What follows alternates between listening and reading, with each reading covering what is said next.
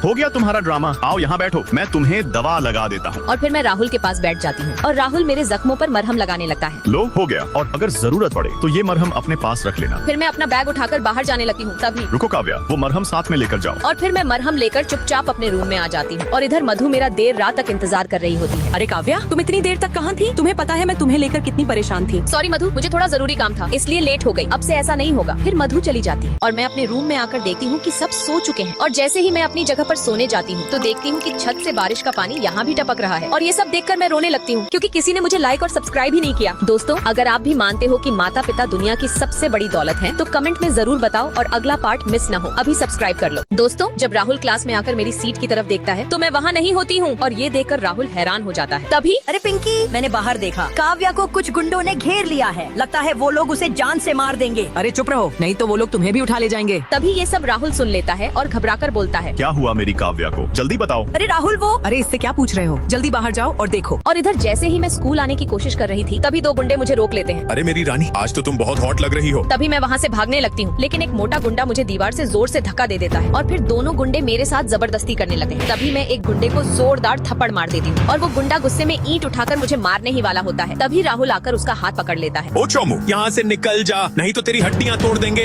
अच्छा, आज मैं भी देखता हूँ किसकी हड्डियाँ टूटती हैं। और फिर राहुल गुस्से में ईंट उठा लेता है और बोलता है, यहाँ से निकल जाओ, नहीं तो आज तुम लोगों की नानी याद दिला दूंगा। आज तो हम जा रहे हैं राहुल, लेकिन मेरी बात याद रखना, तुम्हें मैं छोड़ूंगा नहीं। और फिर गुंडे डरकर वहाँ से भाग जाते हैं और राहुल मेरी तरफ आकर मेरी किताब उठाता है और बोलता है, मैंने तुम्हें कहा था ना अकेले स्कूल मत आया करो, लेकिन तुम मानती कहाँ हो। और फिर राहुल मेरी किताब देकर आगे बढ़ने लगता है और मैं भी उसके साथ चलने लगती हूँ। राहुल, पता नहीं क्यों मेरे पीछे हमेशा गुंडे पड़ जाते हैं। क्योंकि तुम बहुत खूबसूरत हो, शायद इसलिए। लेकिन आज तो मैंने मेकअप भी नहीं किया है। अरे छोड़ो ये सब, चलो अब स्कूल चलते हैं। और फिर राहुल आगे बढ़ जाता है और मैं दौड़कर उसे रोकने जाती हूँ। तभी मैं उससे टकराकर गिरने ही वाली होती हूँ लेकिन राहुल मुझे अपनी बाहों में संभाल लेता है। अरे यार, तुम क्यों ऐसी छोटी छोटी हरकतें करती रहती हो, अगर गिर जाती तो क्या होता। और फिर राहुल आगे जाने लगता है। तभी मैं उसका हाथ पकड़ लेती हूँ। राहुल, तुम मुझसे वादा करो कि तुम मुझे छोड़कर कभी नहीं जाओगे। अरे ठीक है बाबा, अब चलो, स्कूल के लिए लेट हो रहा है। और फिर मैं राहुल के पीछे पीछे चलने लगती हूँ और हम दोनों क्लास में जाकर बैठ जाते हैं। तभी रिया गुस्से में मेरी तरफ आती है और बोलती है, क्या रे, तुम स्कूल पढ़ने आती हो या प्यार करने? रिया, तुम मुझसे ऐसा क्यों बोल रही हो? मैंने तुम्हारा क्या बिगाड़ा है? अरे साली, मुझसे जुबान लड़ाएगी तेरी तो मैं। और रिया मुझे किताब से मारने ही वाली होती है। तभी पीछे से राहुल बोलता है, काव्या, मेरे लिए एक बोतल पानी ला दो प्लीज। और मैं राहुल के लिए पानी लेने चली जाती हूँ और रिया गुस्से में अपनी सीट पर बैठ जाती है। रिया, जब से ये राहुल आया है तब से काव्या का रौब बढ़ गया है, इसका कुछ करना पड़ेगा। और तभी मैं राहुल के लिए पानी लेकर आ जाती हूँ। थैंक यू काव्या, और ये लो मेरा कार्ड, जाकर खाना खा लो। और जैसे ही मैं खाना लेने जाती हूँ तभी अन्या मेरे ऊपर खाने की थाली फेंक देती है। अरे तुम कब से कैंटीन का खाना खाने लगी? किसी के पैसे चुराए हैं क्या? अरे अन्या, ये क्या बदतमीजी है? मुझे खाना खाने के लिए पैसे राहुल ने दिए हैं। अच्छा, अब तुम राहुल का भी पैसा चुराने लगी? तभी राहुल वहाँ आ जाता है। रुको, तुम चोर किसे बोल रही हो? नहीं नहीं, मैंने कब ऐसा कहा? माफी मांगो जल्दी। और राहुल मेरा खाना लेकर अन्या के ऊपर फेंक देता है और वो जोर जोर से चिल्लाने लगती है। फिर राहुल मेरा हाथ पकड़कर मुझे वहाँ से ले जाने लगता है। तुमने अच्छा नहीं किया राहुल। और राहुल मुझे स्कूल के मैदान में ले जाकर बोलता है, मैंने तुम्हें कहा है ना, अपने हक के लिए लड़ना सीखो। सॉरी राहुल, मुझ में हिम्मत नहीं है किसी से लड़ने की। दोस्तों, अगर आप अपने हक के लिए नहीं लड़ोगे तो लोग आपको हमेशा दबाते रहेंगे। इसलिए अगर आप भी मानते हो कि काव्या को अब मजबूत बनना चाहिए तो चैनल को सब्सक्राइब करके कमेंट में नेक्स्ट पार्ट लिखें। दोस्तों, जब अन्या जानबूझकर मेरे ऊपर खाना फेंक देती है तभी राहुल मेरा हाथ पकड़कर मुझे वहाँ से अपने घर ले आता है और बोलता है, अब जाओ, वहाँ जाकर जल्दी से नहा लो। और फिर मैं नहाने के लिए चली जाती हूँ और उधर राहुल पानी पी रहा होता है। तभी उसकी नजर मेरी तरफ जाती है। मैं आराम से नहा रही होती हूँ और ये देखकर राहुल का दिल पिघलने लगता है। तभी मैं आवाज देती हूँ, राहुल जरा मेरा कपड़ा दे देना प्लीज। हाँ हाँ रुको, मैं अभी लाता हूँ। और तभी राहुल कपड़े लेकर मेरे पास आता है और डरते डरते मेरी तरफ बढ़ाता है। अरे यार, थोड़ा पास लेकर आओ ना। और तभी मैं जल्दी से कपड़े पहनकर बाहर आ जाती हूँ और मुझे देखते ही राहुल खुद पर कंट्रोल नहीं कर पाता और जल्दी से एक तकिया पकड़ लेता है। अरे अब क्या हुआ? राहुल, वो तुम्हारा क्रेडिट कार्ड मेरे पास रह गया था, ये लो रख लो। ठीक है, दे दो, और अगर तुम्हें कभी भी पैसों की जरूरत पड़े तो मुझसे मांग लेना। नहीं यार राहुल, अब मुझे समझ आ गया है कि पैसे कितनी मेहनत से आते हैं। मैं तुम्हारे पैसे अभी गूगल पे कर देती हूँ। अरे नहीं यार, ऐसा मत करो, मैंने तुम्हें खाना खाने के लिए पैसे दिए थे। और राहुल जल्दी से आकर मेरा फोन छीन लेता है और तभी हम दोनों की एक हल्की सी रोमांटिक टक्कर हो जाती है। और राहुल मुझे इतना स्मार्ट लग रहा था कि मैं अचानक उसे एक किस कर देती हूँ और राहुल एकदम से हैरान हो जाता है। अरे काव्या, ये क्या था? वो कुछ नहीं, गलती से हो गया, सॉरी। और तभी राहुल मेरा हाथ पकड़कर मुझे बेड पर गिरा देता है। अच्छा, तो अब मेरी बारी है, बताओ मैं क्या करूँ? और मैं डरते डरते बोलती हूँ, अरे यार तुम इतने पास मत आओ, मुझे कुछ हो रहा है। और फिर राहुल मेरे करीब आकर मुझे किस करने की कोशिश करता है। तभी मैं उसे धक्का देकर दूर कर देती हूँ। और अगले दिन क्लास में राहुल सो रहा होता है। तभी मैं उसे जगाकर बोलती हूँ, राहुल मुझे ये सवाल समझ नहीं आ रहा, प्लीज तुम मुझे बता दोगे? ये लो पेपर। और राहुल मेरा पेपर लेकर उस पर मेहनत करो लिखकर वापस दे देता है। अरे काव्या, मेहनत करो, सब आ जाएगा। और इतना कहकर राहुल क्लास से बाहर चला जाता है। अरे वाह काव्या, राहुल बिल्कुल सही बोल रहा है, उसे कभी मत छोड़ना, वो बहुत अच्छा लड़का है। और मैं मन ही मन बहुत खुश हो जाती हूँ। फिर मैं भी स्कूल के बाहर आ जाती हूँ। राहुल, मुझे थोड़े पैसे चाहिए, मिल जाएंगे क्या? लेकिन पैसों की क्या जरूरत है? चलो